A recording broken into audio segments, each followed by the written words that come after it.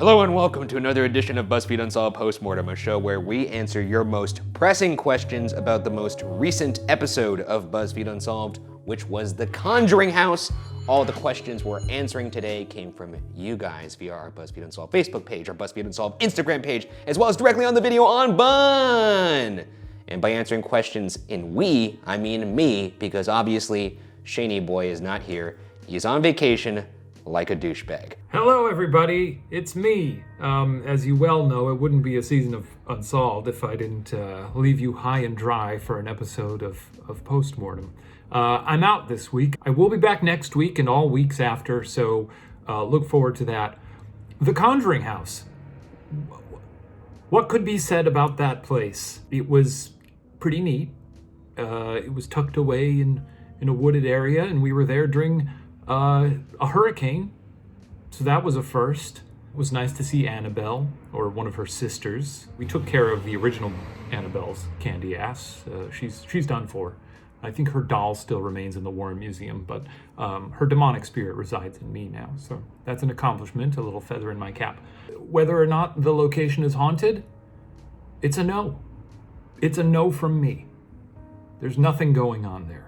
But it's great to visit, and if you're ever in that neck of the woods, I encourage you to stop by. I'm going to toss it back to Ryan now, and he's going to answer some questions, but I'll see you all next week, and tune in for next week's episode, because it's a wild ride, man. Let's get into the episode. Season premiere. I mean, come on. A fun time, right? A fun time. This is the beginning of the end. And I think you guys are in for quite a treat this season. The Conjuring House, I've always wanted to go there. Obviously on every paranormal investigator's bucket list. Let's dig into these questions.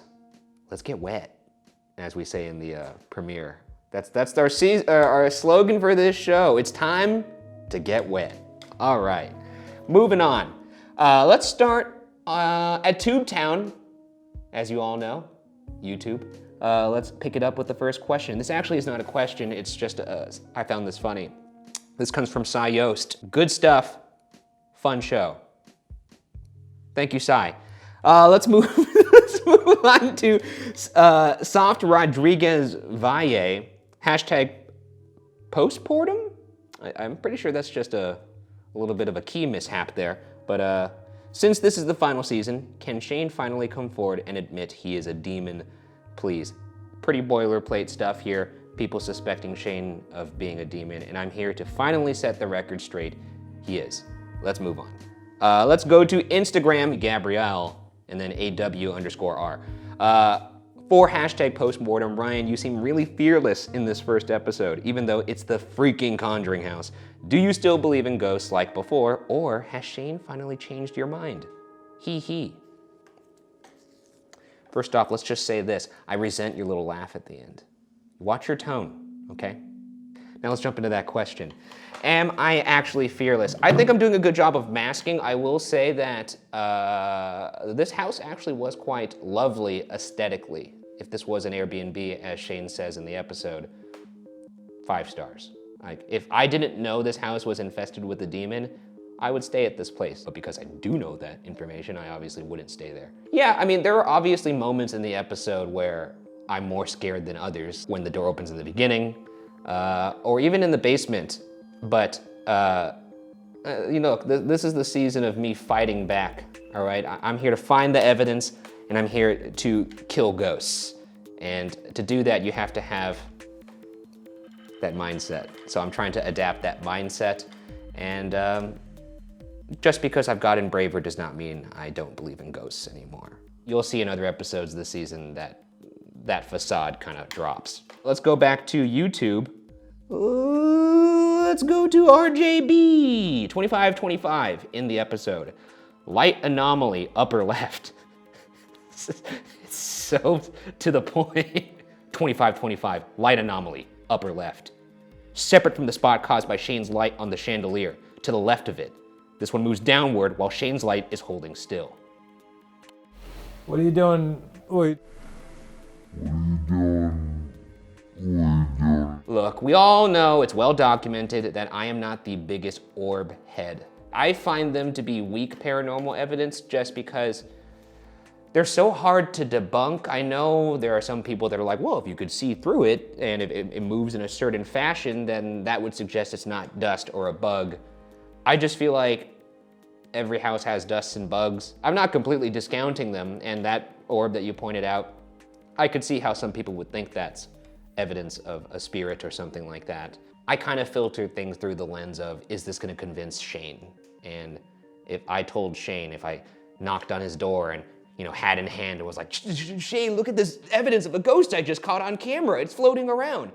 He'd probably just slam the door on my face, and I wouldn't blame him, because it's hard to sell that. And as someone who has seen a ghost, they did not look like a floating orb. I understand that's not the case every time, but I'm just saying orbs in general, kind of nebulous. So that's my take on that, but good eye, either way. Let's move on to Instagram. Back to there. Soph_2113, hashtag postmortem. What did it smell like in the Conjuring house? By the way, big fan of the holy water guns. Haha, smiley face. Honestly, smelled pretty damn good. Also, we were coming in on the heels, well, not so much the heels, I mean, we were in the midst of an insane bout of rainfall. I mean, you hear it in the episode and you see it when we're walking up to the house. So because of that, I always enjoy the scent of wet grass and, just like a fresh rain.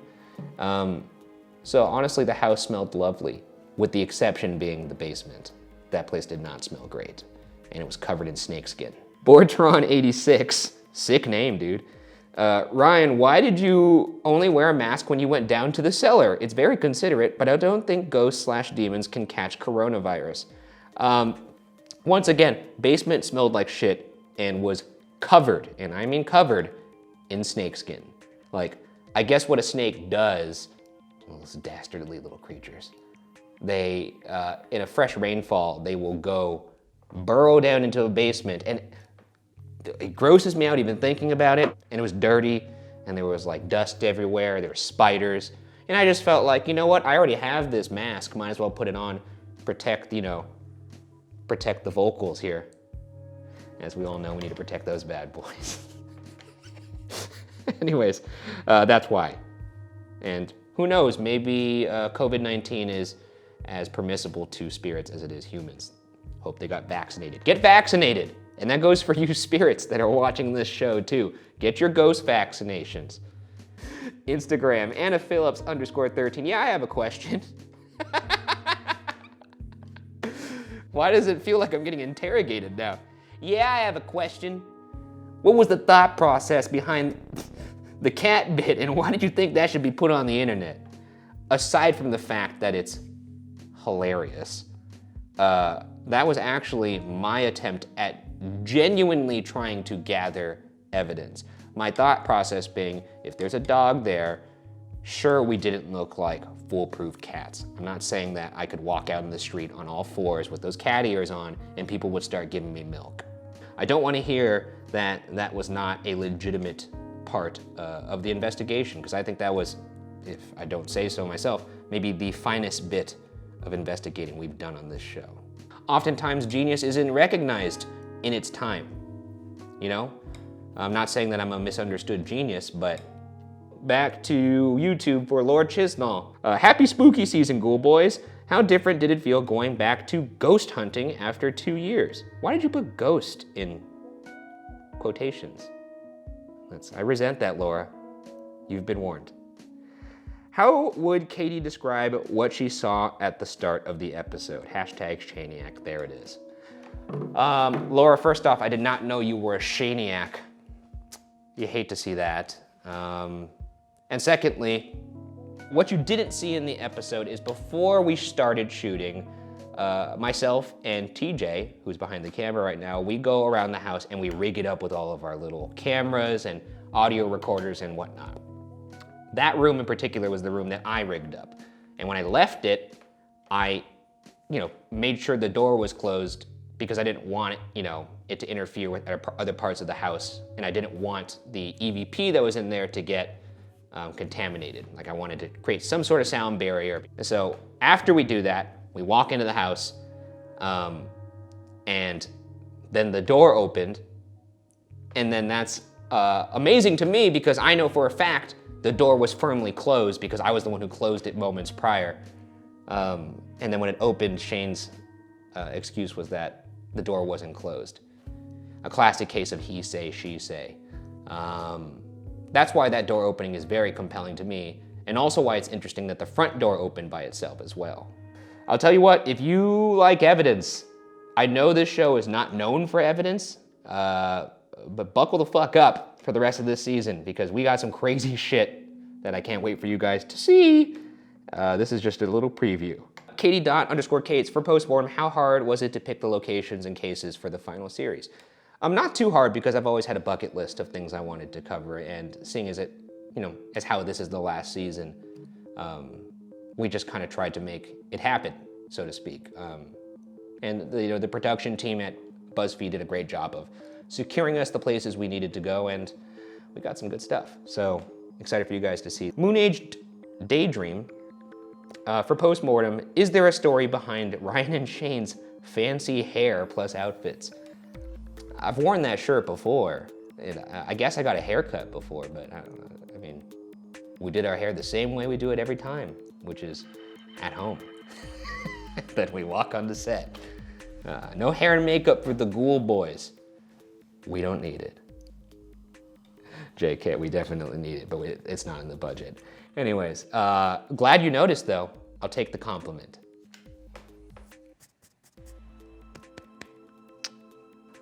Okay, let's move on.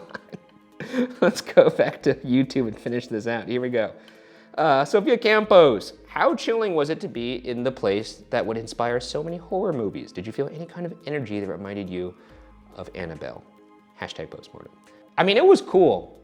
It felt like, as a cinephile, it felt like a mecca to me. Like, it felt like a pilgrimage that we needed to complete.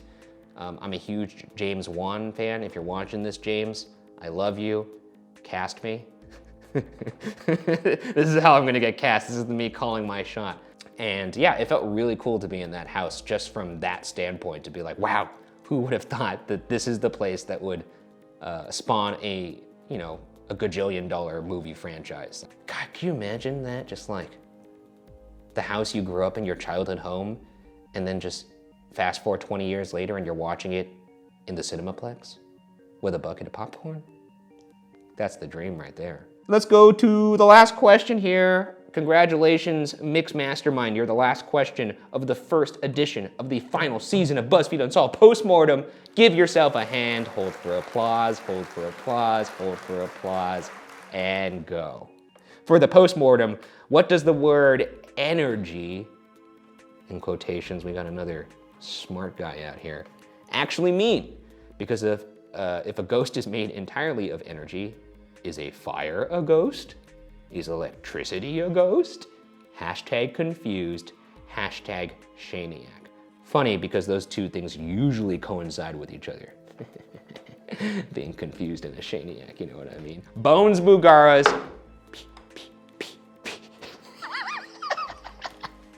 This is me dapping up all the ghouls in stage 8.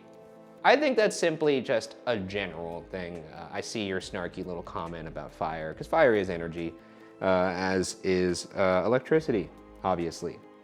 I'm thinking we're referring to a spiritual energy, the little thing that is a soul inside this meat vessel. What actually makes what makes me have my essence, and what happens to that like little light after I die? Is it something that's tangible? Is it an energy or a life force or something like that? That's what's always, I guess, gravitated me towards the paranormal. I actually find the existence of ghosts to be the most optimistic thing you could possibly think of. Whereas not thinking ghosts are real is a little bit more cynical. And I'll explain that. I think the presence of ghosts is comforting, even though they scare the shit out of me, because it does prove that there is at least something after you die, as opposed to just you die and your light is extinguished and that is a picture wrap on the old burgoose. And if that's something you believe, which is actually what Shane believes, that's just This is just a shitty way to think about it. I feel like, I mean, maybe it's true, but I don't want to think that. Just that notion of what happens after you die has always fascinated me. And I do think that there is something to humans or anything that's alive more than just flesh, bone, and animated meat. There has to be something. So that's what I'm referring to when it comes to an energy. Maybe a spirit or something like that. That does it for this episode, I guess. Hey Ryan, what's going on the next episode? Wow, I can't believe you asked me that. So glad you asked at the proper time of the show. This next episode makes some contact. I mean, packed to the gills with evidence at this next place. It's a great season, guys. You're gonna have some fun with this one. The Bugaras come through strong this season. That does it for this episode of BuzzFeed Unsolved Postmortem. Make sure you watch the episode this Friday, and make sure to leave a comment on the BuzzFeed Unsolved Instagram page, the BuzzFeed Unsolved Facebook page, or comment directly on the video on Bun, and maybe you'll be on the next episode of BuzzFeed Unsolved Postmortem. And make sure you get those comments in pronto, because we shoot this show about an hour after the show airs. Just a little thing for you to remember. Anyways, I guess I'll see you guys later. Maybe Shane will be here next time. Maybe he won't. No, he'll be here. All right, see you guys later. Bye-bye.